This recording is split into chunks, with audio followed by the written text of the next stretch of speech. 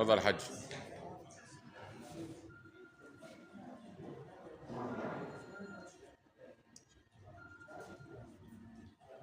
أعوذ بالله من الشيطان الرجيم، الحمد لله رب العالمين، والصلاة والسلام على سيدنا محمد وعلى آله الطيبين الطاهرين. اللهم صل على محمد وآل محمد.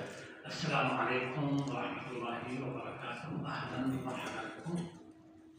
هذا شهر رمضان عليكم إن شاء الله باليمن والبركة، وإن شاء الله إتمام صيامه وقيامه إلى مسحة الليل إن شاء الله.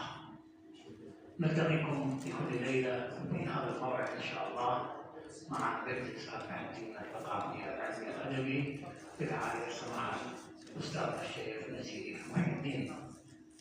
أهلا ومرحبا بكم.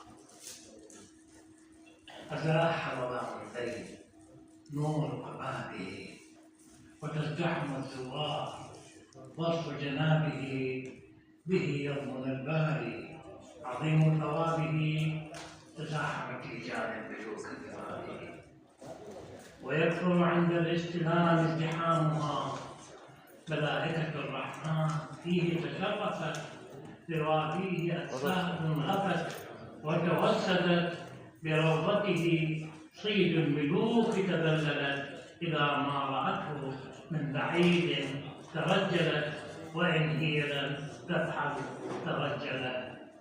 هامها عند زيارات الملوك والمستشرقين والرحالة والعلماء والمثقفين منذ قرون طويلة، منذ رحلة ابن جبير وابن بطوطة إلى النجف الأشرف، سياحة تاريخية لسنوات وقرون وعقود تمثلت بأدب الرحلات،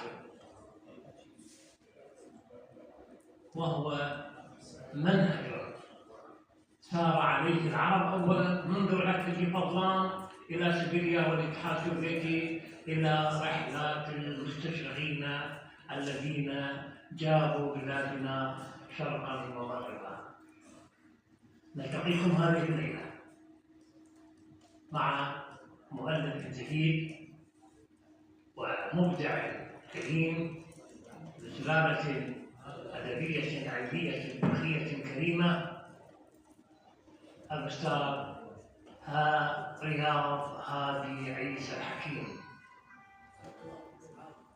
مواليد النجف 1964، خريج كلية الفقه، دراسات قرآنية وحديث نبوي، له عدد من المؤلفات والدراسات، شارك في عدد كبير من المؤتمرات، له هذا الكتاب الذي أمامكم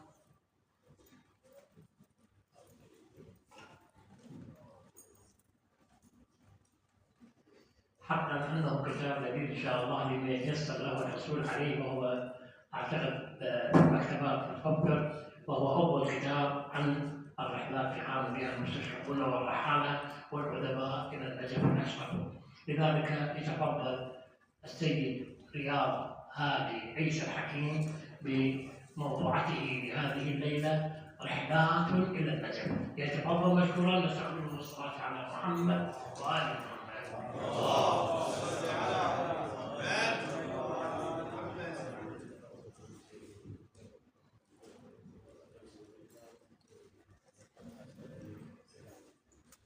بسم الله الرحمن الرحيم. بعد السلام عليكم ورحمة الله وبركاته. تقبل الله أعمالكم في هذا الشهر العظيم، وأعظم عليكم بالخير واليمن والبركات.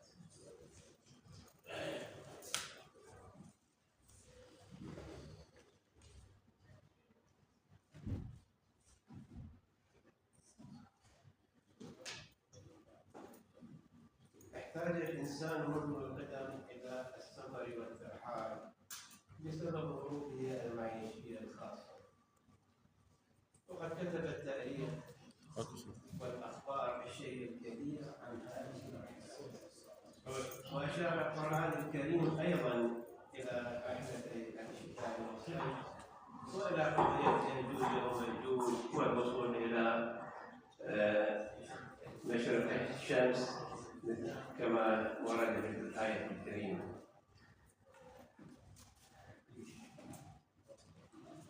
وقد حث الإسلام على الرحلة بسبب ظروف معيشية خاصة، مثلا الحفاظ على الأمن وطلب العيش، حتى أن رحلة الشتاء والصيف كانتا تجاريتان.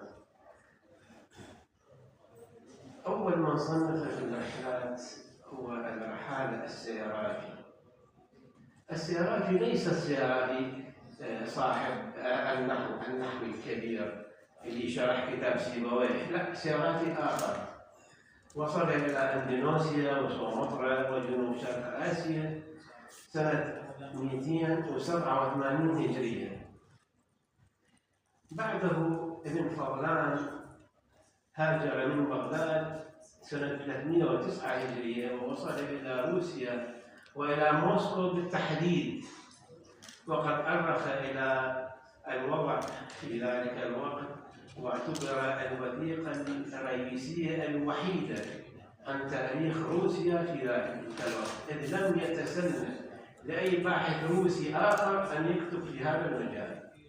واعتبرت وثيقته أو ما تسمى رسالة ابن فضلان هي الوثيقة الوحيدة عن تاريخ موسكو.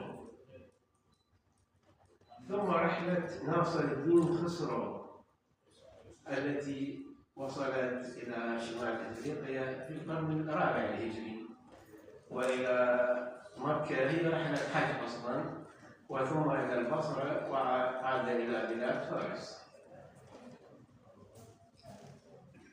أول رحلة إلى النجف هي رحلة ابن جبير المولود سنة 578 1282. وصل ابن جبير إلى العراق ومن إلى بغداد وإلى الكوفة، وبقي ماكثا في الكوفة برهة من الزمن، وجاء إلى النجف ولم يمكث طويلا سوى يوما واحدا، لكنه مجرد أن خرج من الكوفة تراءت له القبة الذهبية. وهذا وصف يصف أكثر الرحالة، من يطلع من الكوفة يشوف القبة أمامه، أو يطلع من الكفر يشوف القبة أمامه، وأحيانا يأتي عن طريق البحر الجهة الغربية أيضا تظل القبة الذهبية أمامه.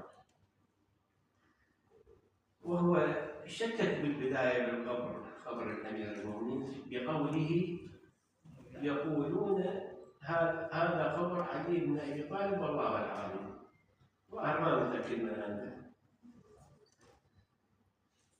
الرحلة الثانية هي رحلة ابن بطوطة، وهو أشهر منه بكثير، حتى بات يضرب فيه المثل الذي يسافر كثيرا يقال عنه ابن بطوطة زمانه. ولد ابن بطوطة عام 703 هجري.